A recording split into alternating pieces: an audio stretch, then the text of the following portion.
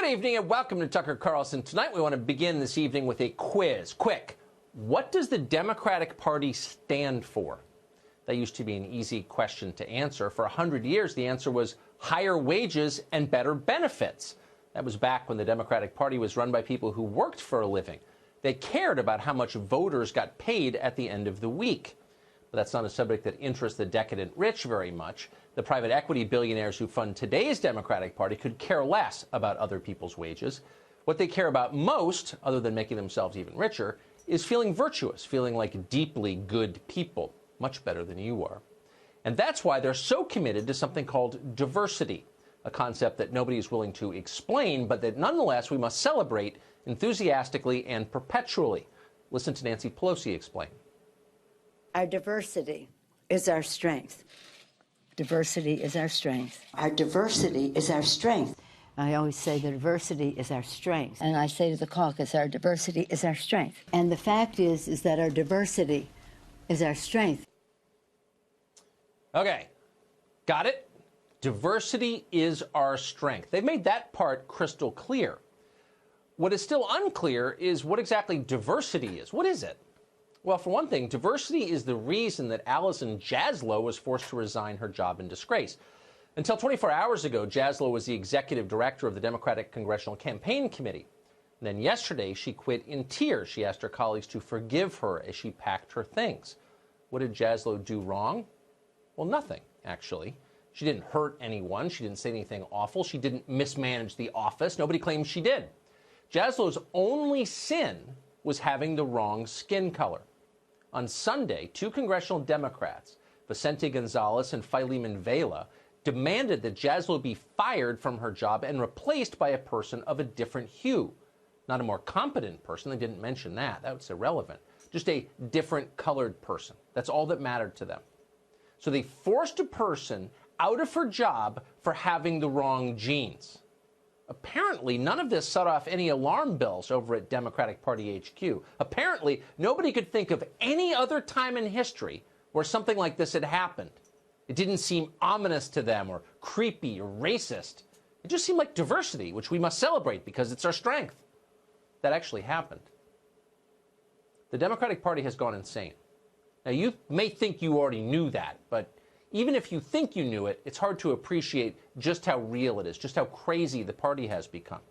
The party of ordinary Americans has become a poisonous identity cult obsessed with questions of racial purity. It's terrifying, but it's entirely real. How real is it? Well, Al Sharpton is now a hero on the left. That kind of sums it up. For 40 years, Sharpton chased one hustle after another: race pimp, FBI informant, corporate shakedown artist, tax cheat. If you'd told Al Sharpton in 1995 that someday he'd be the moral conscience of the Democratic Party, he would have laughed in your face. And yet here we are. And here he is sermonizing on MSNBC. This is race baiting at its best. This is Donald Trump playing the race card, and it is a shame and it is a sham. He's playing a race baiting crowd, but he's playing a race divisive card. He should not continue to try and sell this racist behavior to try and make the country more divided for his own political gain. There you have it. Al Sharpton, the man who once attacked Jews and crackers as parasites, bemoaning our divided nation. Hilarious.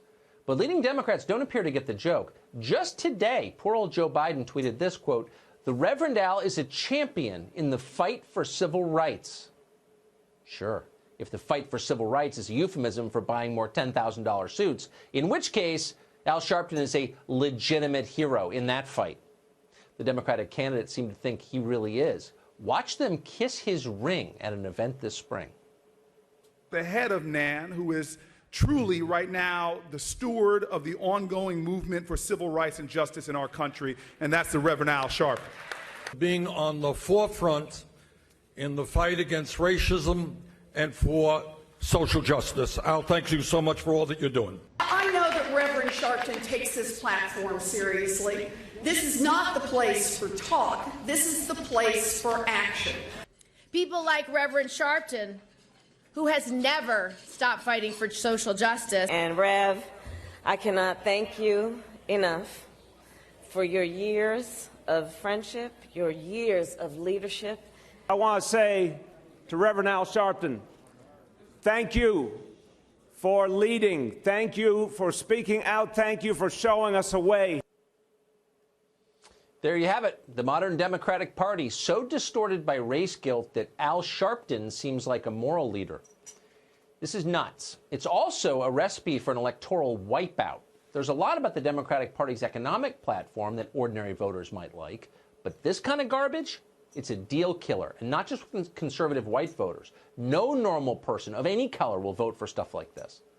Whatever his many faults, former Chicago Mayor Rahm Emanuel does understand that. This week, Emanuel published a memo aimed at the party's presidential candidates. He begged them to return to reality immediately. Here's part of it, quote, "Before our party promises health care coverage to undocumented immigrants, a position not even Ted Kennedy took, let's help the more than 30 million Americans who are a single illness away from financial ruin.